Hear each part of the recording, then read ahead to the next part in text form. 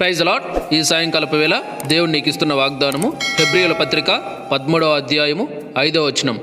ధనాపేక్ష లేని వారై మీకు కలిగిన వాటితో తృప్తి పొంది ఉండుడి. నిన్ను ఏ మాత్రమును విడువను, నిన్ను ఎన్నడను ఎడబాయను అని ఆయనయే చెప్పాను కదా. వాక్యం ఏం చెప్తుంది ఇక్కడ?